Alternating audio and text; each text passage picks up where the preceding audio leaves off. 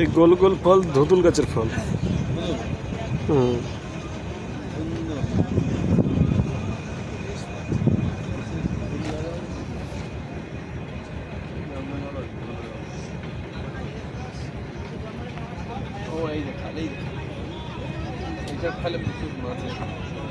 এসব ফলে প্রচুর মাছ হয় এবং বাঘও আসে।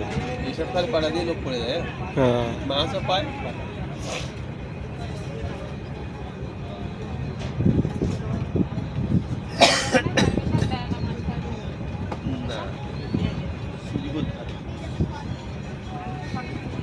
এই যে ধুতুল গাছের ফল করে কোনো পারমিশন নেই। এই ফল একটা বেলের মতন দেখতে, তাল তাল ফল ফল।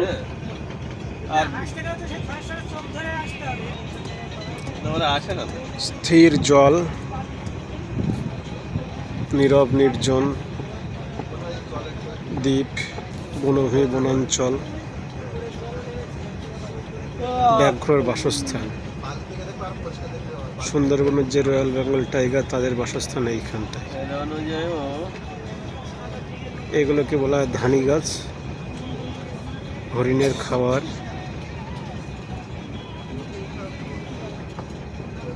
এগুলোকে সোয়ালও বলা হয়, ঝিরেও বলা হয়। এখান থেকে জল নেমে আসে বর্ষার সময়। এই হলো সুন্দরবনের প্রাকৃতিক দৃশ্য। দেখার জন্য সবাই ছুটে আসে, সারা পৃথিবীর মানুষ এখানেই ছুটে আসে দেখার জন্য। এর মনোরম দৃশ্য অকল্পনীয়, অতুলনীয়। সুন্দরবন ভ্রমণের সার্থক। আমরা যাচ্ছি নেতাধোপানি, দোবাঁকি হয়ে। এই একটা দূরে ধুতুল গাছের ফল।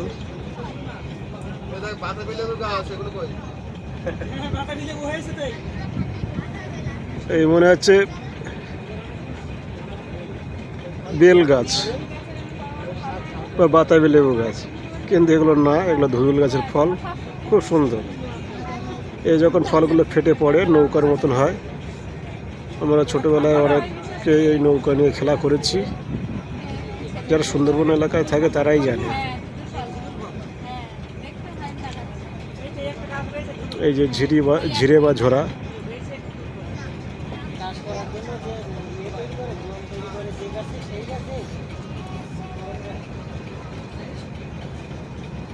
ভালো ফল হইল।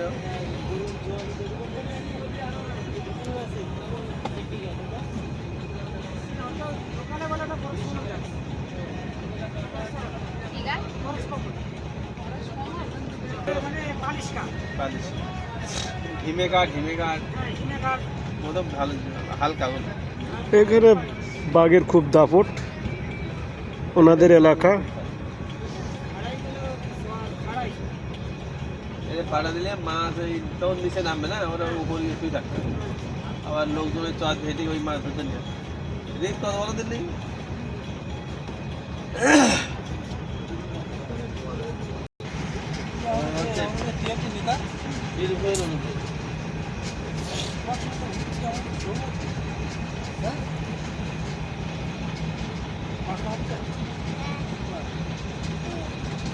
তো 2 ঘন্টা হয়ে যায় এই জঙ্গল। এখন তো একটু আলো করছে, ওরা দেখতে পাচ্ছে, কিন্তু আসলে তো ওরা চলে ঠিকই, ওরা চলে রাত্রে চলে, কিন্তু ওরা চুপচাপ চলে।